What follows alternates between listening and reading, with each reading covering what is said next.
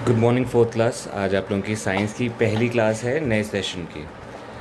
तो ये जो चैप्टर है, पहला चैप्टर आपका, इसका नाम है food and nutrition. I hope आप लोगों के पास बुक्स होंगी। अगर जब मैं क्लास लेता हूँ, रीडिंग करता हूँ, तो आपसे रिक्वेस्ट है कि आप लोग भी अपने हाथ में बुक्स लेके उसको रीडिंग किया करो साथ साथ, और उस लाइन को पढ़ते रहा करो जिस लाइन को मैं पढ़ रहा हूँ, ताकि आपकी रीडिंग भी स्ट्रॉन्ग हो। तो ये जो चैप्टर है ये फूड और न्यूट्रिशन के ऊपर है, यानी कि खाना और उससे हमें क्या क्या विटामिन्स, क्या मिनरल्स मिलते हैं और क्या क्या चीज़ें मिलती हैं, वो इसको हम उसके बारे में हम आज पढ़ेंगे। तो food and nutrition. Food is one of our, food मतलब खाना, food is one of our basic needs of our life. मतलब फूड हमारे लाइफ के एक बेसिक ज़रूरतों में से एक है। ठीक है, बिना बिना फूड के आप ज़िंदा नहीं रह सकते। It provides the material needs for growth and energy required for all human activities. तो ये क्या क्या देता है हमको? मटेरियल देता है, मतलब ज़रूरत का सामान देता है। किस चीज़ के लिए? हमारे को ग्रो करने के लिए, बड़ा होने के लिए, और हमारी बॉडी में ताकत देने के लिए, एनर्जी देने के लिए। तो इन दो चीज़ों के लिए हमें खाने की ज़रूरत होती है। Require The food we eat contains some useful substances that help us to live and grow. These are called nutrients. तो ये जो मटेरियल है, जिस मटेरियल से हमको एनर्जी मिलती है, ग्रोथ मिलता है, यानी कि हमारी बॉडी ग्रो करती है, इस मटेरियल को क्या कहते हैं? न्यूट्रिएंट्स कहते हैं। ठीक है, तो न्यूट्रिएंट्स अब हम पढ़ेंगे किस किस तरह के न्यूट्रिएंट्स हमको खाने से मिलते हैं। जैसे अगर हम आपने सुना होगा कि an apple a day keeps the doctor away, यानी कि अगर आप डेली एक एप्पल खाओ तो आप डॉक्टर से दूर रहो। ठीक है, कि आपको डॉक्टर के पास जाने की ज़रूरत नहीं पड़ेगी। तो इसका क्या मतलब हुआ कि जो एप्पल होता है वो आपको बीमारियों से बचाता है। तो ये एप्पल के अंदर कोई चीज़ है जिसको आप खाते हो तो आपको वो चीज़ बीमारियों से बचाती है। तो वो जो चीज़ है वो क्या है? आपको न्यूट्रिएंट्स है आपका। ठीक है, तो आगे बढ़ते हैं। Food groups. अब फूड के ग्रुप्स कितने तरह के होते हैं देख लेते हैं। We eat many kind of food items to get energy. We eat vegetables, fruits, grains, meats, nuts and fish. Food contains different nutrients needed by the body. Some food products help you to grow, some give you energy. The food we eat can be grouped into four major groups based on the nutrients present in them. तो यहाँ पे लिखा है कि हमारे को जो हम खाना खाते हैं, हम बहुत तरह का खाना खाते हैं एनर्जी के लिए, ग्रोथ के लिए, और भी अपने आप को डिजीज़ से, बीमारियों से बचाने के लिए हम अलग अलग तरह के खाना खाते हैं। ठीक है, कभी आपने सुना होगा, आपके पेरेंट्स ने बोला हो या आपके दादा दादी ने बोला हो कि बादाम खाओ दिमाग तेज़ होगा। तो हर फूड से हमें एक अलग न्यूट्रिएंट मिलता है जो कि हमारी बॉडी को एक अलग तरीके से नरिश करता है। तो हम लोग क्या क्या खाते हैं? हम लोग सब्जियां खा लेते हैं, हम फल फ्रूट्स खा लेते हैं, और जो आपके गेहूं हो गया, चावल हो गया, उन्हें ग्रेन्स कहते हैं। ठीक है, जो चावल, गेहूं, इस तरह को ग्रेन्स कहते हैं। हम लोग मीट खाते हैं, नट्स यानी कि जैसे बादाम, अखरोट, किशमिश, ये सब नट्स हो गए। फ़िश खाते हैं हम लोग, या मछलियाँ खाते हैं। ठीक है, तो ये है जो अलग अलग तरह का खाना हम लोग खाते हैं। Food contains different nutrients. हर तरह के फूड में अलग अलग न्यूट्रिएंट्स होते हैं। ज़रूरी नहीं है कि एक फूड में एक ही न्यूट्रिएंट हो। हर फूड में, एक फूड में 100 तरह के न्यूट्रिएंट्स हो सकते हैं। उसमें ये भी होगा, वो भी होगा, वो ग्रो करने में भी हेल्प करेगा, एनर्जी देने में भी हेल्प करेगा। तो हर 100 तरह के न्यूट्रिएंट्स एक खाने में हो सकते हैं। ठीक है, जैसे आपका दूध हो गया, दूध में आपको विटामिन्स भी मिलेगा, मिनरल्स भी मिलेगा, फैट भी मिलेगा, प्रोटीन भी मिलेगा, कार्बोहाइड्रेट्स भी मिलेगा, सब कुछ मिलता है दूध में। ठीक है, तो the food we eat can be grouped into 4 major groups. तो जो फूड है उसको हम 4 भाग में, 4 हिस्सों में डिवाइड कर सकते हैं। ठीक है, तो पहला हो गया एनर्जी गिविंग फूड। सबसे पहला क्या है? Energy giving food. ठीक है, अभी आपको अपनी कॉपी में नहीं लिखना। फिर दूसरा कौन सा लिखा है यहाँ पे आगे, आप अपनी कॉपीज़ में देखोगे। फूड जो ग्रोथ और बॉडी को रिपेयर करने में हेल्प करता है। Growth and repair. ठीक है, फिर उसके बाद क्या है, जो हमको हेल्दी और स्ट्रॉन्ग रखता है, फूड जो हमको हेल्दी और स्ट्रॉन्ग रखता है। और चौथा यहाँ पे क्या लिखा है, food that are not nutrients but essential for the body, water, roughage. ठीक है, तो 4 तरह के हमने फूड खाते हैं हम लोग। पहला खाते हैं जिससे एनर्जी मिलती है, दूसरा खाते हैं जिससे हमारी बॉडी ग्रो करती है, या अगर कोई टूट फूट जाता है तो हम लोग की बॉडी रिपेयर करती है अपने। ठीक है, और एक ऐसा फूड खाते हैं हम जिससे हमें हेल्दी रहते हैं, यानी कि बीमारियों से दूर रहते हैं, बॉडी अच्छी ग्रो करती है और हम लोग स्ट्रॉन्ग रहते हैं। और एक ऐसा फूड भी होता है जैसे पानी हो गया, पानी खाने में नहीं आता बट हमारी बॉडी को उसकी ज़रूरत होती है, रफेज हो गया, उसके बारे में हम आज पढ़ें। ठीक है, तो सबसे पहले हम पढ़ेंगे एनर्जी गिविंग फूड के बारे में। तो एनर्जी गिविंग फूड क्या होता है, food that provides energy to the body, carbohydrates and fats. तो एनर्जी गिविंग फूड में क्या क्या आ गया, कार्बोहाइड्रेट्स एंड फैट्स। ये मैं एक चार्ट बनाऊंगा, उस चार्ट को आप अपनी कॉपी में बनाएंगे, इसको नहीं बनाएंगे। तो जो बॉडी जो फूड, जो खाना हमको एनर्जी देता है, उस खाने को हम बोलते हैं एनर्जी गिविंग फूड्स। इसमें क्या क्या आ गए, कार्बोहाइड्रेट्स और फैट्स। ठीक है, कार्बोहाइड्रेट्स और फैट्स, ये दोनों एनर्जी गिविंग फूड है। अब इसमें क्या क्या आते हैं देखो, ग्रेप्स, आलू, इंडिया में सबसे ज़्यादा आलू चलते हैं, आलू में सबसे ज़्यादा तुम्हारा वो होता है, कार्बोहाइड्रेट्स होता है। ठीक है, राइस में भी आपका कार्बोहाइड्रेट्स होते हैं, गेहूं में भी कार्बोहाइड्रेट्स होते हैं। ठीक है, और ब्रेड में भी कार्बोहाइड्रेट्स होते हैं। तो ये 3 आप याद कर सकते हैं, पोटैटोज़, राइस, ग्रेप्स, इनके अंदर कार्बोहाइड्रेट्स मिलेंगे। तो कार्बोहाइड्रेट से हमें एनर्जी मिलती है, these give us energy. Sugar and starch are carbohydrates. तो कार्बोहाइड्रेट्स किससे बना होता है, शुगर से और स्टार्च से बन जाता है। People who do physical work need a lot of carbohydrates. Rice, wheat and potato contain starch. Grapes and sugarcane are rich sources of sugar. तो जहाँ पे जैसे आपने गन्ना खाया होगा या फिर आप ये खाते हो, ग्रेप्स खाते हो, तो इसमें क्या होता है, शुगर होता है। कोई भी फल आप खाते हो तो वो शुगर होता है। और जब आप आलू खाते हो, चावल खाते हो या रोटी खाते हो तो उसमें कार्बोहाइड्रेट्स होते हैं। रोटी में थोड़े कम होते हैं एज़ कम्पेयर टू चावल में कार्बोहाइड्रेट ज़्यादा होते हैं, और कार्बोहाइड्रेट के से हमको एनर्जी मिलती है। तो जो लोग फिज़िकल वर्क करते हैं, जैसे आपने बेलदार लोग देखे होंगे, मज़दूर लोग होते हैं, जो उनको कार्बोहाइड्रेट्स की ज़्यादा ज़रूरत होती है। आपने देखा होगा जो मज़दूर लोग होते हैं वो चावल ज़्यादा खाते हैं, है ना। तो वो चावल इसलिए खाते हैं क्योंकि चावल से उनको ज़्यादा एनर्जी मिलती है। ठीक है, तो अगर एक नॉर्मल इंसान ज़्यादा चावल खाएगा, जैसे आप बच्चे हो, आपको ज़्यादा फिज़िकल वर्क नहीं है, आप मज़दूरी नहीं करते हो, तो अगर आप बहुत ज़्यादा चावल खाओगे तो वो आपको बॉडी में एक लिमिट तक एनर्जी देता है। उसके बाद अगर आप ज़्यादा खाते हो, उससे ज़्यादा खाते हो, तो आप फिर को मोटा कर देता है आपको। ठीक है, फिर आप ओबीस हो जाते हो, एक मतलब ज़्यादा, हद से ज़्यादा मोटे हो जाते हो। तो एक लिमिट में हमें कार्बोहाइड्रेट्स लेने चाहिए अपने काम के हिसाब से।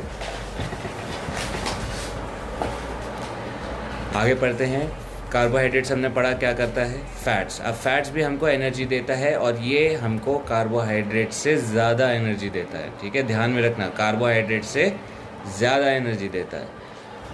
ठीक, ऑयल हो गया, आपका ऑयल हो गया जिसमें हमारा खाना बनता है। नट्स हो गए, जैसे कि मैंने आपको बताया था, आपका अखरोट, बादाम, काजू, ये सब नट्स होते हैं। Butter have fat in them. और आपका जो यहाँ पे फ़ोटो आपको दिख नहीं रही होगी, लेकिन यहाँ पे नट्स, बटर और ऑयल, ये 3 फ़ोटोज़ बनी हैं।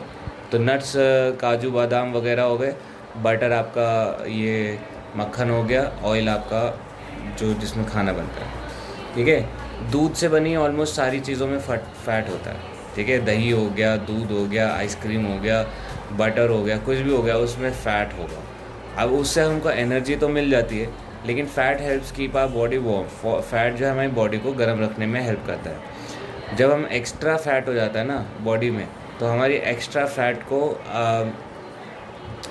मतलब आगे यूज़ करने के लिए हमारी बॉडी जमा करके रख लेती है फ़ैट को, कि बाद में ज़रूरत पड़ेगी तो तो इसको यूज़ करेंगे। जैसे कि मान लो अगर आप कहीं फंस जाते हो और आपको खाना नहीं मिलता है, तो आपके अंदर जो बॉडी में जो फ़ैट होता है ना, तो हमारी बॉडी उस फ़ैट को यूज़ करके हमें ज़िंदा रखती है। ठीक है, तो जो फ़ैट होता है आपकी बॉडी बाहर नहीं फेंकती है। अगर आप ज़्यादा फ़ैट खाते हो तो आपकी बॉडी उसको स्किन के नीचे जमा कर लेती है। इसलिए जब ज़्यादा जमा हो जाता है तो लोग मोटे हो जाते हैं। क्यों? मोटे लोगों के अंदर क्या होती है? चर्बी होती है, और उसको हम इंग्लिश में फ़ैट बोलते हैं। तो आपको समझ में आ गया होगा कि फ़ैट को क्यों जमा करके रखती है बॉडी। फ़ैट को इसलिए जमा करके रखती है ताकि आगे जब ज़रूरत पड़े बॉडी को ज़्यादा एनर्जी की, तो यही फ़ैट यूज़ कर लिया जाए। ठीक है, और फ़ैट से हमें कार्बोहाइड्रेट से ज़्यादा एनर्जी मिलती है। We must not have too much fat in a diet as in it may result in obesity overweight. यानी कि हमें ज़्यादा नहीं खाना चाहिए, क्योंकि ये हमको मोटा कर देती है और मतलब ओवरवेट कर देती है, हद से ज़्यादा मोटी। और ओबेसिटी ये जब मोटापा, ओबेसिटी इंग्लिश वर्ड है मोटापे के लिए। तो मोटापा जो है वो उससे आगे आपको ब्लड प्रेशर की, दिल की बीमारियां हो जाती है, हार्ट अटैक वगैरह आपको हो सकते हैं अगर आपकी बॉडी में फ़ैट कम नहीं हुआ तो। फ़ैट अच्छी चीज़ है, कार्बोहाइड्रेट्स अच्छी चीज़ है, लेकिन आपको ये सारी चीज़ें लिमिट में लेनी पड़ती हैं ताकि आपकी बॉडी मोटी ना हो और आप हेल्दी रहो। Food that helps in growth and repair of the body. अब जो खाना हमारे बॉडी को ग्रो करने में, अभी तो हमको एनर्जी मिली, अब हम दूसरा पढ़ रहे हैं। ठीक है, ये हमने चार्ट बनाया था, तो यहाँ पे हमने दूसरा लिखा था, यहाँ पे ग्रोथ एंड रिपेयर पहला हो गया, अब दूसरा पढ़ रहे हैं। तो ग्रोथ एंड रिपेयर, तो हमारी बॉडी को ग्रो बढ़ने के लिए और चोट वोट लगने पे, कटने फूटने टूटने पे उसको रिपेयर करने में, तो कौन से तरह का खाना काम आता है, तो उसके बारे में हम पढ़ेंगे। तो ग्रोथ और रिपेयर के लिए हमारे बॉडी यूज़ करता है प्रोटीन्स। क्या यूज़ करता है? Proteins. Proteins our body building foods. Protein क्या है? Body building food. अब देखो ये बच्चा इतना बड़ा हो गया, क्या खा के? चीज़ हो गया, चिकन हो गया, मीट हो गया, आपका अंडे हो गया, दूध हो गया, ये सब खा के आप अपनी बॉडी को ग्रो कर सकते हो, बड़े हो सकते हो। तो these give you energy. Protein भी हमको एनर्जी देते हैं। ठीक है, अब देखो हमारी जो बॉडी है, ये आपको वैसे आपकी क्लास के हिसाब से नहीं है, बट मैं आपको फिर भी बता रहा हूँ। ठीक है, ये हमारी बॉडी है। हमारी बॉडी में सबसे ऊपर होगा फैट।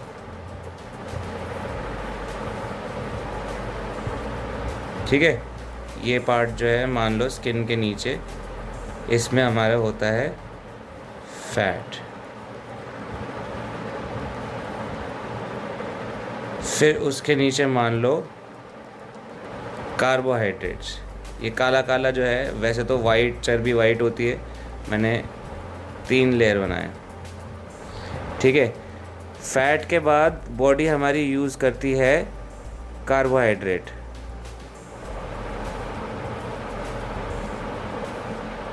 और फिर सबसे लास्ट में यूज़ होते हैं हमारे प्रोटीन्स। ठीक है, तो ये मैंने 3 लेयर बनाए हैं, 1 2 3। सबसे अंदर कौन सा है? प्रोटीन। सबसे बीच में कौन सा है? कार्बोहाइड्रेट। सबसे ऊपर कौन सा है? फैट्स। तो जब हमारी बॉडी को ज़रूरत होती है एनर्जी की, तो सबसे पहले एनर्जी किससे लेती है बॉडी? फैट से।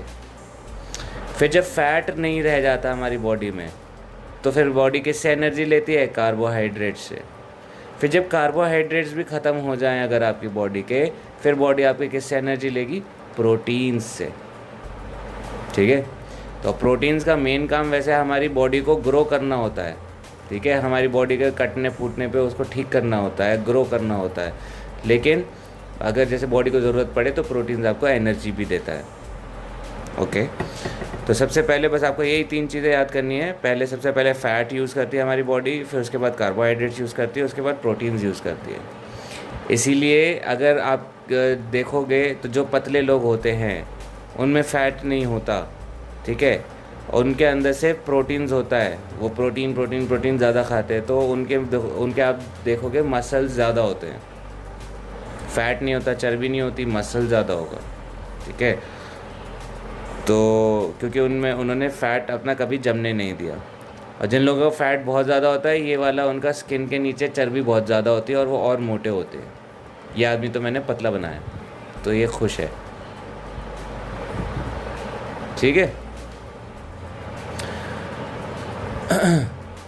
तो बॉडी सबसे पहले फ़ैट्स को यूज़ करती है एनर्जी के लिए, फिर कार्बोहाइड्रेट्स यूज़ करती है एनर्जी के लिए, फिर प्रोटीन्स यूज़ करती है एनर्जी के लिए। तो प्रोटीन्स जो है वो भी हमारे को एनर्जी देते हैं, बट इसको हम एनर्जी गिविंग फूड नहीं कहेंगे, इसको हम ग्रोथ एंड रिपेयर के लिए, क्योंकि इसकी जो एनर्जी होती है वो किस लिए यूज़ होती है, हमारी बॉडी को ग्रो करने में और हमारे कटने फूटने में, उसको ठीक करने में हेल्प करती है। तो इसमें क्या क्या आ जाते हैं, आपका मीट आ गया, फ़िश आ गया, मिल्क आ गया, अंडे आ गए और आपका चीज़ आ गया। तो ये सब आपके गुड सोर्सेज ऑफ प्रोटीन्स हैं, ठीक है। और लास्ट नहीं है, सेकंड लास्ट आपका आ गया food that help us to stay healthy and strong. तो हमने जैसे यहाँ पे दो जो फ्लो डायग्राम बनाया था हमने, वो इस तरह का बनाया था कुछ, growth and repair, energy giving food, growth and repair, अब उसके बाद हेल्दी एंड स्ट्रॉन्ग, फिर लास्ट में वाटर एंड रफेज। तो हेल्दी एंड स्ट्रॉन्ग, तो food that help us to stay healthy and strong कौन कौन से है, विटामिन्स और मिनरल्स, ठीक है। तो ये हमको प्रोटेक्ट करके रखता है बीमारियों से। Vitamins, these keep us healthy by giving our body strength to fight diseases. तो ये जो है हमको विटामिन्स जो है हमको ताकत देते हैं कि हमारी बॉडी में कोई बीमारी घुस जाए तो उसको मार गिराए। They also help our body like eyes, nerves, gums and skin to work properly, ठीक है। इसलिए वो हमारे आइज़ को, नर्व्स को, नसों को, हमारे गम्स को और स्किन को भी काम करने में हेल्प करते हैं अच्छे से। तो स्किन अगर विटामिन्स कम होंगे तो स्किन में आपको क्या कहते हैं, बीमारी हो जाती है, खुजली हो जाती है। अब आजकल देखोगे हर किसी को खाद खुजली की बीमारी चल रही है, हर किसी के घर में किसी एक को तो हो ही रहा होता है। तो ये क्यों होता है, क्योंकि हमारे पास विटामिन्स की कमी होती है, विटामिन्स हम सही से नहीं लेते तो हमारी बॉडी की जो स्किन है वो ख़राब होने लगती है, आइज़ ख़राब होने लगते हैं, गम्स ख़राब होने लगते हैं, नर्व्स यानी कि नसों में कोई ना कोई परेशानी आने लगती है। तो हमें स्ट्रॉन्ग रखने के लिए विटामिन्स की सबसे ज़्यादा ज़रूरत होती है, और हमें विटामिन्स बहुत ज़्यादा नहीं खाने होते, थोड़े थोड़े क्वान्टिटीज़ में थोड़ा थोड़ा चाहिए होता है। अब किस किस में मिलते हैं विटामिन्स, सारे फ्रूट्स में आपको विटामिन्स मिलेंगे। कोई भी आप फ्रूट उठा लो उसमें विटामिन होगा। यहाँ पे ऑरेंज लिखा है, एग्स लिखा है और मिल्क लिखा है। तो देखो आपका मिल्क में प्रोटीन भी है, फैट भी है और आपका विटामिन्स भी है। तो मिल्क एक ऐसा फूड है जिसमें आपको ज़्यादातर सब कुछ मिल जाता है।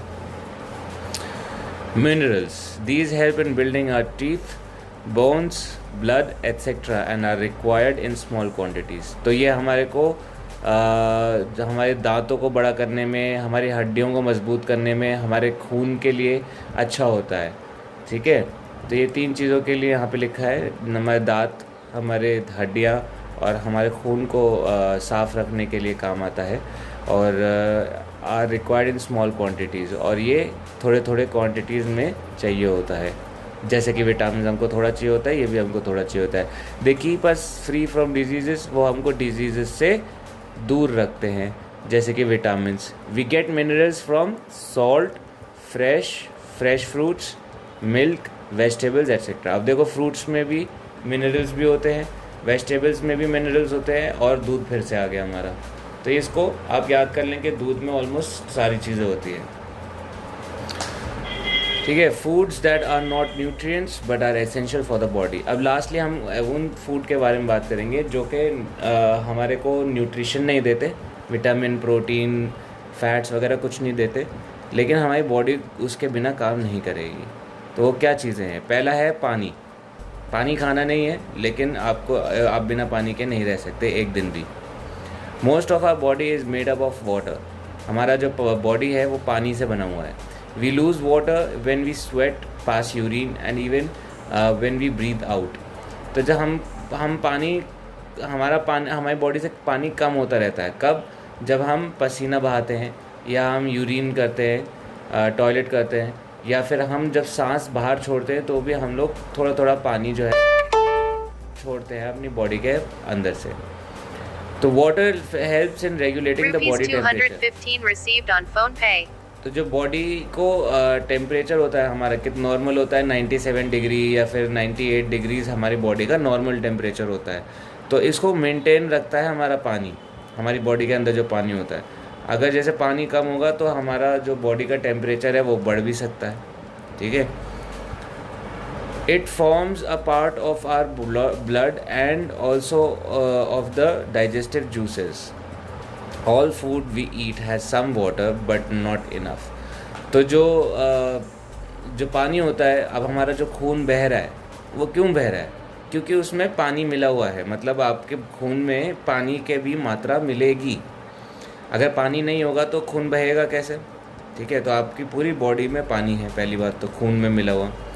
और फिर उसके बाद आपका जो खाने का जो प्रक्रिया है, अगर पूरा जैसे पानी ना हो हमारी बॉडी में तो जो आपका खाना है वो आपके गले से भी ना उतरे, ठीक है।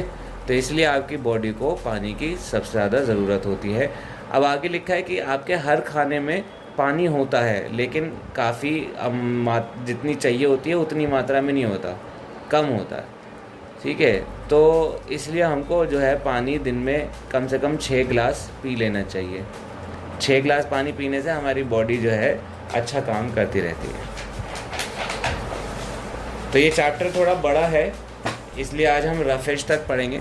ये लास्ट हम टॉपिक पढ़ेंगे, roughage.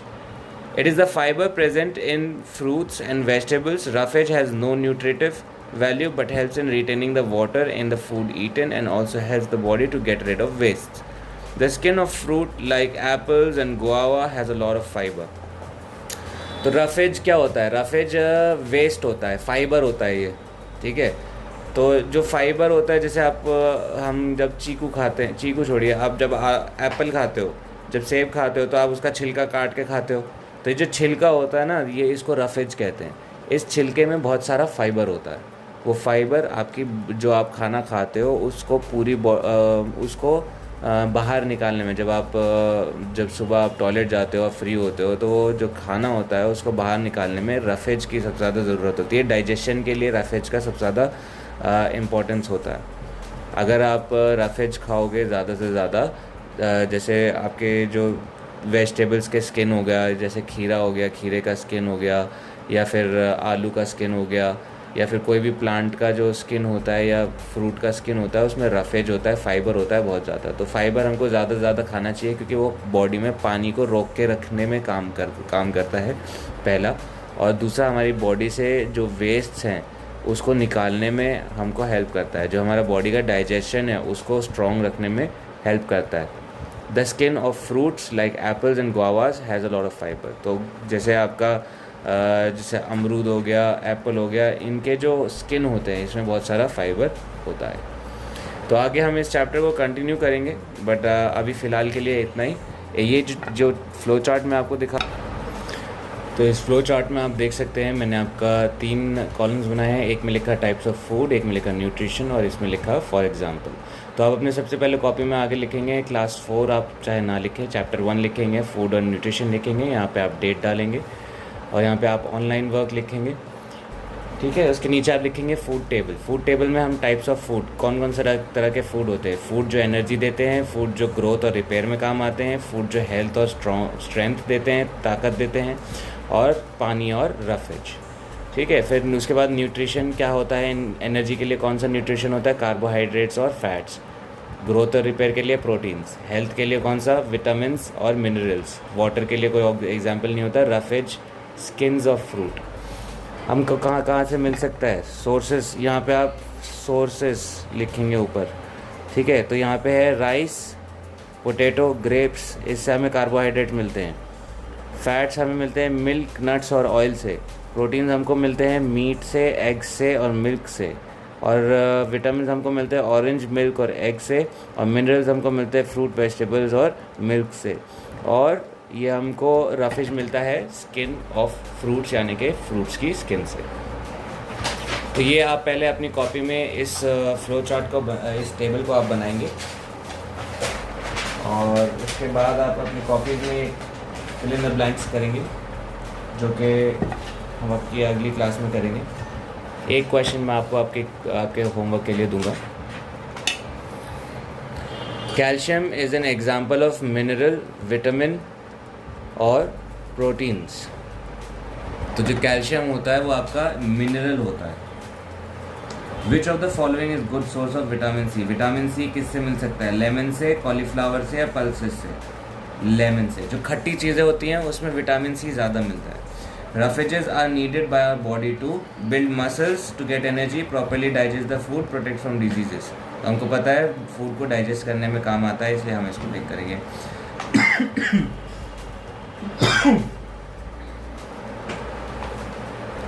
Saliva contains vitamins, enzymes, fat और स्टार्च। तो ये अभी हमने चैप्टर में आगे पढ़ा नहीं है, आगे हम पढ़ेंगे। तो इसको आप अपनी कॉपी में सिर्फ लिख लेंगे, आंसर अभी मार्क नहीं करेंगे। अगली क्लास में हम लोग इसके आंसर्स मार्क करेंगे। बाइल इज मेड इन, तो इसको भी आप अपनी कॉपीज़ में लिख लेंगे, इसके आंसर्स अभी मार्क नहीं करेंगे, नेक्स्ट क्लास में करेंगे। The food pipe connects the mouth to, ये भी अगली क्लास में। इसके हम जब चैप्टर पूरा हो जाएगा, इसका हम क्वेश्चन आंसर्स का आपको फ़ोटो भेजेंगे खींच के, तो वो आप अपनी कॉपी में कॉपी कर सकते हैं। अब इसके आगे हम देख लेते हैं।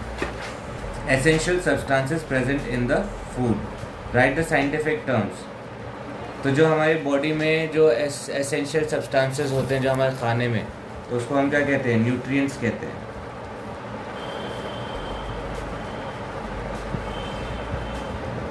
ठीक है। और fibre present in fruit and vegetable, उसको क्या कहते हैं? जो फ्रूट और वेजिटेबल में फाइबर होता है, रफेज। ठीक है।